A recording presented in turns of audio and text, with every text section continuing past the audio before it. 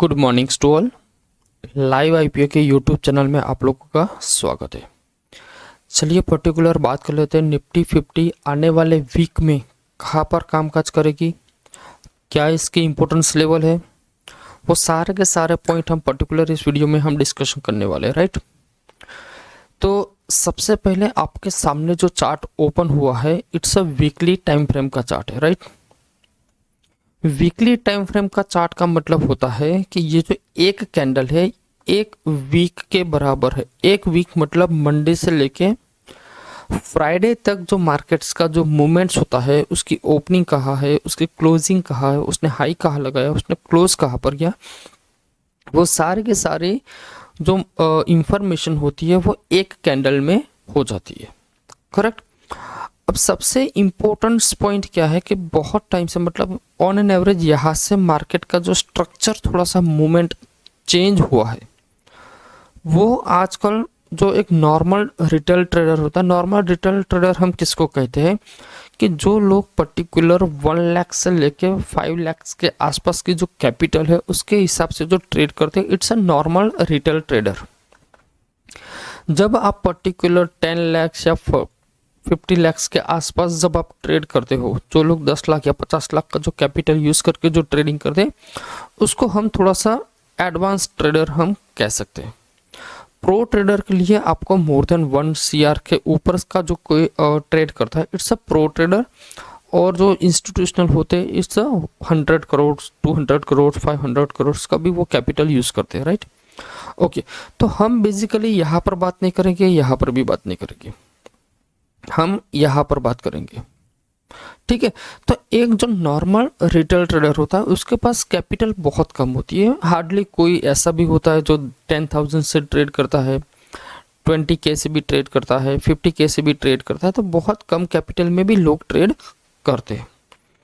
तो उनको यहाँ पर क्या प्रॉब्लम हो रही है, लास्ट 2 मंथ में आपने देखा होगा कि निफ्टी ऑन एन एवरेज दिन में 250 पॉइंट की ऑन एन एवरेज मूवमेंट करती है। मतलब जहां पर निफ्टी ओपन होता है वहां से 200 पॉइंट डाउन भी होता है और वहां से 200 पॉइंट की अप। अब इन दोनों को हम पर्टिकुलर मिला ले तो निफ्टी की टोटल रेंज हो जाती है 400 पॉइंट्स। जैसे आपने देखा था लास्ट एक्सपायरी जो गुरुवार की थी, उसके अंदर निफ्टी ने हार्डली इंट्राडे के अंदर 500 पॉइंट की मूवमेंट की। अब निफ्टी 500 पॉइंट्स मूवमेंट करना मतलब वो मंथ में भी इतना मूवमेंट नहीं करता जितना वो एक दिन में मूवमेंट कर रहा है। ऐसा क्यों हो रहा है, उसके पीछे का भाई मैं रीजन आपको समझाता हूँ। पहले बहुत सारी एक्सपायरियाँ थी, तो क्या होता था, वो वॉल्यूम सब में डिवाइड होता था। निफ्टी में, फिन निफ्टी में, बैंक निफ्टी में, मिड कैप में, सेंसेक्स में। ये मतलब पर्टिकुलर सेंसेक्स में मेजोरिटी हम देखें तो इतना ज़्यादा वॉल्यूम नहीं होता था, क्योंकि बहुत ही कम लोग ऐसे थे जो सेंसेक्स में ट्रेड करते थे। बाकी मेजोरिटी लोग निफ्टी मतलब NSE की जो एक्सपायरी थी उसमें ही ट्रेड करते थे। अब उसमें से सबसे ज़्यादा जो वॉल्यूम क्रिएट करता था, it's a bank Nifty, correct. तो बैंक निफ्टी सबसे ज़्यादा वॉल्यूम क्रिएट करता था। जितने भी अल्गो ट्रेडर है वो भी पर्टिकुलर बैंक निफ्टी को ही फॉलो करते थे। जितने भी बिग ट्रेडर है मतलब प्रो ट्रेडर है वो भी बैंक निफ्टी में ट्रेड करते थे। और जितने भी इंस्टीट्यूशनल है वो भी मेजोरिटी केसेस में बैंक निफ्टी में ही ट्रेड करते थे। अब बैंक निफ्टी में ट्रेड करने का रीजंस क्या था पहले, तो बैंक निफ्टी में ट्रेड इसलिए करते थे क्योंकि यहाँ पर इम्प्लाइड वॉलेटिलिटी सबसे ज़्यादा मिलती थी। प्रीमियम्स के जो वैल्यूज होते हैं वो बहुत अच्छे प्राइस पर मिलते थे। जहां पर लोगों को जो मतलब बड़े ट्रेडर हो उनको अगर कोई शॉर्ट करता है तो उनका जो प्रीमियम्स होता है ना उसकी वैल्यू बहुत ही डिसेंट मिलती थी। इसलिए उनको टाइम डिके जो लेना चाहिए वो बैंक निफ्टी में सबसे ज़्यादा मिलता था। तो यहाँ पर बहुत सारे लोग अच्छा प्रॉफिट कर पाते थे। अब हुआ क्या है, यहाँ पर आप लोग सब लोग जानते हैं कि अभी भी इस मंथ में इतना ज़्यादा भी स्टेबल मार्केट आपको नहीं दिखेगा। यहाँ पर भी अनस्टेबल मिलेगा। आपको स्टेबिलिटी मिलेगी आफ्टर बजट। जो आपका फर्स्ट बजट होने वाला है उसके बाद आपको एक स्टेबिलिटी मिलेगी। क्यों? क्योंकि यहाँ पर भी जनवरी मंथ में बहुत कुछ चेंजेस होने वाले हैं for the particular option trading में। क्यों चेंजेस होने वाले हैं आप सब लोग जानते हैं कि ऑन एन एवरेज वीकली जो एक्सपायरी थी वो सारी की सारी फिनिश हो चुकी है। अब वो सारी की सारी एक्सपायरी कहाँ पर स्विच हो गई, एनएससी की सारी एक्सपायरी अब वेडनेसडे थर्सडे हो जाएगी, जो मंथली की लास्ट एक्सपायरी है। ठीक है, और निफ्टी की भी सेम उसी दिन एक्सपायरी होगी। तो कहने का मतलब है फिन निफ्टी, मिड कैप और बैंक निफ्टी और मिड कैप, ये सारे के सारे एक्सपायरी अब मंथ की लास्ट थर्सडे होगी, और जो C4 निफ्टी है वही आपको वीकली को मिलेगी। करेक्ट। तो बहुत सारे लोग सोचेंगे सर इससे डिफरेंस क्या होगा। इससे डिफरेंस ये होगा कि यहाँ पर जो पर्टिकुलर जो वॉल्यूम डिवाइड होता था, मान लीजिए 100 आपका टोटल वॉल्यूम है, तो इसमें से 50 to 60% volume only bank Nifty का था। बाकी आप मान लीजिए 20 to 30 का परसेंट वॉल्यूम आपका निफ्टी का था। बाकी की जो 10% जो वॉल्यूम्स है वो बाकी के इंडाइसेस में मिलती थी। अब हुआ क्या, ये जो 60% का जो वॉल्यूम जो बैंक निफ्टी लेकर जा रहा था ना, वो अब पूरा का पूरा निफ्टी में आएगा। अब होता क्या है, निफ्टी का स्ट्रक्चर थोड़ा सा डिफरेंट है, बैंक निफ्टी का भी स्ट्रक्चर डिफरेंट है। तो अब बैंक निफ्टी का जो वॉल्यूम है वो निफ्टी को हजम करने में, उसको स्टेबलाइज करने में थोड़ा सा टाइम लगेगा। ऐसा नहीं है कि वो तुरंत उसको एडजस्ट कर लेगा। दूसरी बात, जब आप जनवरी मंथ में आप जाओगे तो वहाँ पर पर्टिकुलर आप सब लोग जानते हैं वहाँ पर लॉट साइज में डिफरेंस मिलेगा। जैसे आपने सोचा है कि अभी निफ्टी आपको 25 के साइज में लॉट साइज मिलती है, वो आपको जनवरी में 75 का हो जाएगा। तो ये जब 75 होगा उसके बाद भी आपको थोड़ा सा डिफरेंट रहेगा। क्यों? क्योंकि यहाँ पर जो बैंक निफ्टी में जो लोगों ने स्ट्रैटेजी बनाई हुई है, उनका जो सेटअप्स बनाया हुआ है, वो अब डायरेक्टली यहाँ पर निफ्टी में स्विच ओवर हो रहा है, वो भी 25 लॉट के हिसाब से अभी। और जनवरी में जब जाएंगे तो वो 75 के लॉट साइज के हिसाब से उनको एडजस्ट करना पड़ेगा। तो कहने का मतलब है कि जनवरी और फरवरी मंथ भी आपको थोड़ा सा वॉलेटिलिटी मार्केट में सबसे ज़्यादा मिलेगी, क्योंकि सिस्टम जब तक स्टेबल नहीं होगा, वॉल्यूम जब तक स्टेबल नहीं होगा, आपको बड़े बड़े स्पाइक्स भी मिलेंगे, एक्सपायरी में भी मिलेगी और नॉर्मल डे में भी आपको मिलेगा। ये जो एक्सपायरियाँ इतने सारे जो क्लोज हुई हैं, उसमें सबसे ज़्यादा जो एडवांटेज हुआ है ना, वो है C4 ऑप्शन बायर को। अब ऑप्शन बायर को यहाँ पर एडवांटेज क्यों है, क्योंकि मान लीजिए आप एट प्रेजेंट अभी निफ्टी में छोड़ दीजिए, बैंक निफ्टी में अगर आप ट्रेड करते हो तो यहाँ पर आपको जो टाइम डिके बहुत ही फास्ट होता था, वो अब इतना फास्ट नहीं होगा एज कम्पेयर टू पहले जो वीकली के जो प्रीमियम में डिके मिलता था। क्यों? क्योंकि अब मंथली हो गया, तो मंथली में and on an average time decay बहुत कम मिलेगा। इसका मतलब हो गया कि आपकी जो SL लगती थी ना, वो बहुत ही कम हो जाएगी यहाँ पर। तो बैंक निफ्टी में जो लोग ऑप्शन बाइंग करते हैं उनके लिए भी एक एडवांटेज रहेगा। अब बात करते हैं कि आने वाले वीक में निफ्टी में हम किस तरह से ट्रेड करें। देखो, निफ्टी में अगर आपको ट्रेड करना है तो पहले आप उसका चार्ट देख लीजिए कि चार्ट आपको ऑब्जर्व करोगे तो आपको क्या दिखता है कि यहाँ पर एग्जैक्ट निफ्टी कहाँ पर जा सकता है। तो देखो, चार्ट को देखोगे तो चार्ट के अंदर अगर आप एनालिसिस करोगे तो आपको प्योरली प्राइस एक्शन के हिसाब से ही ट्रेड लेना पड़ेगा कि कोई ट्रेंड लाइन है, कोई रेजिस्टेंस है कि उसको ब्रेकआउट कर रहा है नहीं कर रहा है, वही पर्टिकुलर एक प्राइस एक्शन हो जाता है। लेकिन प्राइस एक्शन के साथ साथ अगर आप छोटे मोटे कोई इंडिकेटर लगा लोगे तो भी आपको एक एनालिसिस ईजी हो जाएगी कि नहीं भाई, यहाँ पर ये सारे एनालिसिस के हिसाब से मुझे लगता है मार्केट ऊपर जा सकता है या नीचे जा सकता है। Correct, okay. तो यहाँ पर देखिए ये RSI है, ठीक है। ये RSI कितने हैं, 70 और 30। तो यहाँ पर जैसे ये 50% का जो RSI का जो वैल्यू है उसके नीचे गया था, तो मैंने आपको क्या था कि जब मार्केट ये RSI के 50 के ऊपर निकलेगा तो मार्केट यहाँ पर थोड़ा सा स्ट्रांग हो जाएगा for the particular bullish side. Correct. तो यहाँ पर आप देख सकते हो, और ये कैंडल भी आप देखो कौन सी कैंडल है, हैमर कैंडल। और जो हैमर कैंडल की अगली कैंडल का जो पर्टिकुलर हाई है उसको उसने ऑलरेडी ब्रेक कर ऊपर के साथ क्लोज किया है। तो आने वाले टाइम पर आपको निफ्टी 25,000 का भी लेवल बहुत ही फास्ट दिखा सकती है। और अगर 25,000 के ऊपर वो टिका, अगर उसके ऊपर टिका तो डायरेक्टली आपको वो न्यू हाई लगाते हुए भी आने वाले टाइम पर दिख सकता है। क्योंकि निफ्टी की जो गिरावट हुई है ये पर्टिकुलर यहाँ से यहाँ जो 10% का जो करेक्शन हुआ है, वो 10% का करेक्शन होने का रीज़न था, सबसे ज़्यादा इम्पोर्टेंट था, सिर्फ और सिर्फ अपनी जो स्टॉक मार्केट है, जो कंपनियां लिस्टिंग है, उनकी जो अर्निंग रीज़न था, तो अर्निंग इतनी अच्छी नहीं थी एज पर द एक्सपेक्टेशन। उसी की वजह से आपने लिखा कि आपका जीडीपी भी बहुत डाउन आया, करेक्ट। तो उसकी वजह से करेक्शन था। और अगर मान लीजिए ये दिसंबर मंथ जैसे ही खत्म हो जाएगा, अगेन वापस अर्निंग सीजन स्टार्ट होगी, और उस अर्निंग सीजन में अगर कोई अच्छा रिजल्ट नहीं मिलता तो अगेन मैं आपको बोलता हूँ ऐसे ही सेम सेल अप आपको देखने को मिल सकता है। लेकिन ये अभी टाइम बहुत है। ओके, तो वीकली के टाइम फ्रेम के हिसाब से मैं देखूँ तो यहाँ पर मैं पॉजिटिव हूँ। यहाँ पर निफ्टी हो सकता है 25,000 का भी लेवल आपको वीक में दिखा सकता है कहीं पर भी, ठीक है। ओके, और यहाँ पर जो ये रेड लाइन मैंने दिखाया है 25,100, ये वीकली की मैक्सिमम लिमिट मैंने दिखाई। ऐसा नहीं है कि इसके ऊपर नहीं जा सकता, इसके ऊपर भी जा सकता है, ये सब प्रोबेबिलिटी है। और डाउन साइड जो मैंने दिखाया है 24,250, ये इसका डाउन साइड मैंने लिखा है कि ये यहाँ पर नीचे जा सकता है और ऊपर। लेकिन आप सभी लोगों को जानते हैं कि मैं यहाँ पर आपको डे टाइम फ्रेम पे ले जाऊंगा तो आपको इजी रहेगा। डे टाइम फ्रेम में आपको इसका जो लो है ना, ये वाला, ये लो, ये आपका सबसे इंपॉर्टेंट रेजिस्टेंस है आने वाले टाइम पर। इसके नीचे किसी भी हाल में मार्केट नहीं जाना चाहिए।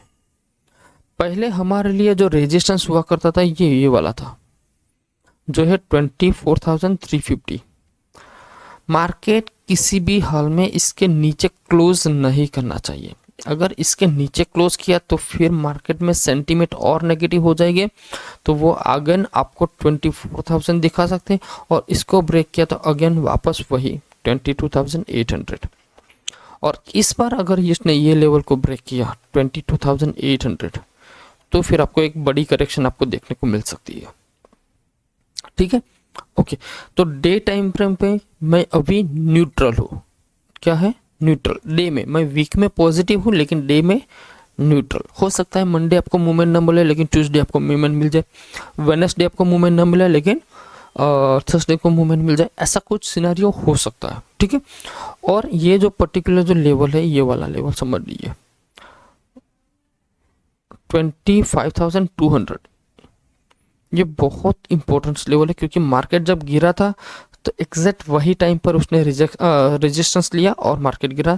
तो प्राइस एक्शन के हिसाब से ये एक जो लेवल है वो बहुत इंपॉर्टेंट है फॉर द पर्टिकुलर निफ्टी के लिए, करेक्ट। ओके, चलिए बात कर लेते हैं डे इंट्राडे में जो लोग ट्रेड करते हैं उनके लिए। देखो, इंट्राडे के लिए मैंने जब लास्ट वीडियो मैंने बनाया था तो उस वक्त मैंने बताया था कि अगर मार्केट ये लेवल और ये लेवल ध्यान रखना, अगर इसके ऊपर निकलता है तो कॉल लीजिए और इसके नीचे आता है तो पुट लीजिए। लेकिन मार्केट अगर आप देखोगे तो पूरा दिन इसी रेंज के अंदर रहा, तो मतलब यहाँ पर ट्रेड करना वो वेस्ट हो जाता है फॉर द ऑप्शन बायर के लिए। अब से हम जो मैं एनालिसिस करूंगा उसमें दो टाइप का मैं एनालिसिस बताऊंगा। जो लोग पर्टिकुलर ऑप्शन बाइंग करते हैं उनके लिए भी एनालिसिस होगा, और जो लोग पर्टिकुलर ऑप्शन सेलिंग करते हैं उनके लिए भी एनालिसिस होगा। तो आज के दिन मेजॉरिटी हम देखेंगे तो ऑप्शन सेलर जो है उसने बहुत अच्छा प्रॉफिट किया, जबकि ऑप्शन बायर जो होगा उसने यहाँ पर लॉस लिया होगा। क्यों? क्योंकि बहुत ज़्यादा डिके हो चुका होगा और ऑन एन एवरेज जो भी प्रीमियम थे। क्यों? क्योंकि मार्केट में कोई मूवमेंट नहीं थी। ऑप्शन बायर को प्रॉफिट तभी होगा जब पर्टिकुलर इस टाइप की कोई मूवमेंट आती है, इस टाइप की कोई मूवमेंट आती है, तभी उनको प्रॉफिट हो सकता है। वो भी डायरेक्शन अगर सही लिया तो। अगर डायरेक्शन सही नहीं है तो बहुत ज़्यादा लॉस भी हो सकता है। इसीलिए हमने अब सोचा है कि हम आपको ऑप्शन ट्रेडिंग किस तरह से करते हैं, स्टॉक मार्केट में किस तरह से हम ट्रेडिंग करते हैं, वो मैं आपको फ्री ऑफ कॉस्ट में सिखाना चाहता हूँ, ठीक है। लेकिन उसको सीखने के लिए आपको भी वो जज्बा होना चाहिए कि नहीं भाई मुझे सीखना है। स्टॉक मार्केट अगर आप देखोगे तो बहुत इजी है, बहुत इजी, लेकिन जितना आपको इजी दिखता ना उतना भी वो टफिस्ट है। क्यों टफिस्ट है? क्योंकि हम उसको टफ बनाते थे। देखो, यहाँ पर जब मार्केट ऊपर जाता था तो बहुत सारे लोगों का पे मार्केट तो अब तो रॉकेट बन जाएगा, ले लेते। यहाँ पर लिया, तुरंत एक आध दो कैंडल रेड बन जाती, हम टेंशन में आ जाते और निकल जाते हैं, अगर मान लीजिए आप स्टॉक मार्केट में ट्रेड करते हो और एक सक्सेसफुल ट्रेडर बनना है, आप सभी लोग जानते हो कि सेबी ने एक रूल्स निकाला था, सर्वे निकाला था, जिसमें 100 ट्रेडर में से 93 ट्रेडर लॉस करते हैं और सिर्फ 7 ट्रेडर प्रॉफिट करते हैं। तो मैं आप सब लोगों को ये एक्सपेक्ट करता हूँ कि आपको ये 7% में आना है, तो आपको क्या करना चाहिए।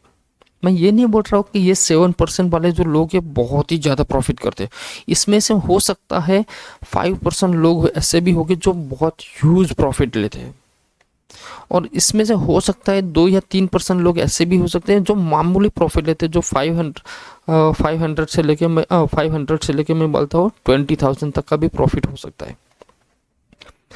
मैं सिर्फ आपको ये सिखाना चाहता हूँ कि आप अगर जब मंथ, जैसे दिसंबर मंथ स्टार्ट हो चुका है, तो दिसंबर मंथ में आप जो भी ट्रेड करते हो पूरे साल, पूरे ट्रेडिंग मतलब फर्स्ट डे से लेके 31st, क्या उसके अंदर आप प्रॉफिटेबल हो या नहीं हो, वो आपको चेक करना। मतलब आपका प्रॉफिट हुआ या लॉस हुआ, या फिर आपका कोई ना कोई, मतलब नो प्रॉफिट नो लॉस, आपका कैपिटल सेम टू सेम है। तो यहाँ पर फिर आपको क्या करना है, आपको इम्प्रूव क्या करोगे कि आप जो ट्रेडिंग करते हो उसमें क्या गलतियाँ करते हो, वो आप ही डिसाइड कर सकते हो, आपको और कोई नहीं डिसाइड कर सकता। जैसे मैंने भी जब ट्रेडिंग करियर स्टार्ट किया था तो मैंने भी बहुत सारी गलतियां की थी। जो गलतियां हम करते हो उसको रिपीट मत करो, उसको एक नोट में लिखो कि भाई ये गलती हुई, इसके कारण मेरा का लॉस हुआ, और ये गलती हुई, इसके कारण मुझे प्रॉफिट हुआ। कई बार क्या हो गया, गलती से भी प्रॉफिट हो जाता है, और कई बार क्या होता है, गलती से लॉस भी हो जाता है। तो आपका जो भी प्रॉफिट होता है तो भी आप एक नोट कीजिए, भाई ये कंडीशन की वजह से मुझे प्रॉफिट हुआ और ये कंडीशन की वजह से मेरा लॉस हुआ। अब जब आप प्रॉफिट लेते हो, मान लीजिए जिस वक्त आपका प्रॉफिट होता है, तो ये जो प्रॉफिट हुआ उस टाइम जो आपने ट्रेड लिया था, क्या उस ट्रेड के पीछे आपका कोई रीजन था लेने का, या फिर आपने रैंडमली ट्रेड लिया, या फिर आपने किसी को कहने पर ट्रेड लिया, या फिर आप किसी टेलीग्राम चैनल को फॉलो करके ले रहे हो, या किसी यूट्यूब को चैनल को फॉलो करो, किसी को न्यूज़ की चैनल को फॉलो करो। जिसको भी फॉलो करता हो उनका नाम लिखिए और वहाँ पर रीज़न लिखिए, भाई ये रीज़न था इसलिए मैंने इस ट्रेड को लिया, और फिर आप ये डिसाइड कीजिए कि वो रीज़न के हिसाब से मुझे प्रॉफिट हुआ या लॉस हुआ। ऐसा ज़रूरी नहीं है कि वो आपको प्रॉफिट ही देगा या आपको लॉस ही देगा। ये जब मान लीजिए एक रीज़न से आपने ट्रेड लिया, मान लीजिए आपको भी सबको पता है कि मैं एक सिस्टम फॉलो करता हूँ, वो मैं आपको दिखाता हूँ। ठीक है, यहाँ पर निकालता हूँ, ये मेरा पूरा एक सेटअप है। अगर मैं इस सेटअप को फॉलो करता हूँ तो बस मुझे इस सेटअप को ही फॉलो करना है, चाहे वो मुझे profit they loss they, it doesn't matter. एक महीना, एटलीस्ट 1 मंथ तो मैं इसको ही फॉलो करूँगा। मैं ये नहीं बोल रहा हूँ कि आप मेरा सेटअप फॉलो कीजिए, आप किसी का भी सेटअप फॉलो करो, किसी का भी ट्रेड फॉलो करो, किसी का भी न्यूज़ के हिसाब से ट्रेड करो। चाहे आप न्यूज़ में देखकर ट्रेड करते हो, यूट्यूब को देखकर ट्रेड करते हो, टेलीग्राम से ट्रेड करते हो, कहीं से भी ट्रेड करो, लेकिन एटलीस्ट 1 मंथ आप उस सिस्टम को फॉलो करो। ठीक है, फॉर एग्जाम्पल ये मेरी सिस्टम है, आपके सामने जो देख रही है वो सिस्टम भी मैंने एक्सप्लेन किया हुआ है। यहाँ पर जब मार्केट ऊपर की साइड जा रहा था तब मैंने अपने जो टेलीग्राम चैनल है, मेरी जो फ्री टेलीग्राम चैनल है, उसके अंदर मैंने पोस्ट किया था कि भाई निफ्टी हमारा सेटअप बना रहा है। तो जो सेटअप बन रहा था तो मैं सेटअप के हिसाब से मैं ट्रेड करूँगा, और सेटअप ही मुझे बताएगा भाई मुझे कहाँ एग्जिट करना है। सेटअप देखो, ऐसे भी मूवमेंट आएगी, अगर ये मूवमेंट में अगर मैं देखूंगा तो यहाँ पर अगर मैंने ट्रेड लिया तो मेरा कुछ भी प्रॉफिट नहीं होगा। लेकिन यहाँ पर तो अच्छी मूवमेंट मिली, फिर मार्केट यहाँ पर स्टेबल हुआ, ऊपर भी गया। तो अगर आप देखोगे तो यहाँ पर ऑन एन एवरेज 2 रुपये वाला प्रीमियम हार्डली यहाँ पर ऑलमोस्ट 12 रुपीज़ हो चुका था। अब 2 रुपये वाला प्रीमियम 12 रुपीज़, इट मीन्स का आपका कितना रिटर्न हुआ, परसेंटेज ऑफ द रिटर्न्स। ठीक है, तो आप सभी लोगों से मेरी नम्र विनंती है कि आप किसी को भी फॉलो करो तो एटलीस्ट 1 मंथ फॉलो करो, और बहुत ही कम कैपिटल से फॉलो करो। मैं ये नहीं बोल रहा हूँ बहुत ज़्यादा, सिर्फ हार्डली 20,000 कैपिटल से फॉलो करो। वो जो भी बोलते हैं उसके हिसाब से आप ट्रेड करो।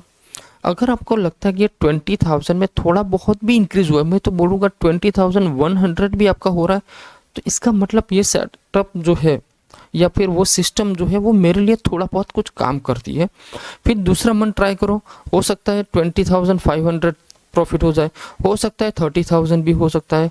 तो अगर आपको लगता है कि नहीं ग्रेजुअली मेरा मतलब अकाउंट धीरे धीरे छोटा मोटा ग्रो हो रहा है, तो फिर आप उस सिस्टम को कंटिन्यूस करिए, और फिर वो जो सिस्टम और वो जो सेटअप है उसके अंदर आपका खुद का भी एक नेगेटिव पॉइंट होगा, उसको चेंज कीजिए। मैंने आपको ऑलरेडी पहले भी बताया था भाई, जो मेरा जो सिस्टम है उसके अंदर मैंने अभी तक जो बताया है वो एक नॉर्मल पोजीशन के हिसाब से बताया, इसके अंदर एडवांस भी रूल्स होते हैं। मैंने अभी तक तो सिर्फ 3 रूल्स ही बताए, उस 3 रूल्स के हिसाब से लोग ट्रेड करते हैं, अच्छा खासा प्रॉफिट भी मिलता है, बहुत अच्छा मिलता है। लेकिन उसके अंदर थोड़ा एडवांस रूल्स भी है। वो एडवांस रूल्स क्या होता है वो आप अपने हिसाब से भी बना सकते हो, या फिर आपको मैं भी बता सकता हूँ। ठीक है, तो आज के वीडियो में हम इतना ही रखते हैं, मिलते हैं नेक्स्ट वीडियो में। ठीक है, अगर आपको वीडियो अच्छा लगता है तो वीडियो को लाइक एंड शेयर कर दीजिए, चैनल पे नए हो तो चैनल को सब्सक्राइब कर लीजिए। आने वाला टाइम पर आपको लगेगा कि नहीं एग्जैक्ट मुझे थोड़ा बहुत छोटा मोटा सीखने को मिल रहा है, मेरा कैपिटल भी ग्रो हो रहा है। ठीक है, ओके, तो इसके अंदर आपको समझ में आ गया होगा मैंने क्या बात किया था। अगर आपको इंट्राडे में ट्रेड करना है तो आपको यही लेवल याद रखना है, ये पॉइंट और ये पॉइंट। अगर इसके नीचे निकलता है तो आप पुट साइड जाना, और इसके ऊपर निकलता है तो कॉल साइड। इसके ऊपर आपको बहुत ही फास्ट रैली मिलेगी जो आपको 25,000 तक को भी ले जा सकती। इसके नीचे हो सकता है ये लेवल, ये जो है ना 24,300 तक को भी आपको लेकर जा सकता है। ठीक है, चलो मिलते हैं नेक्स्ट वीडियो में। जय हिंद।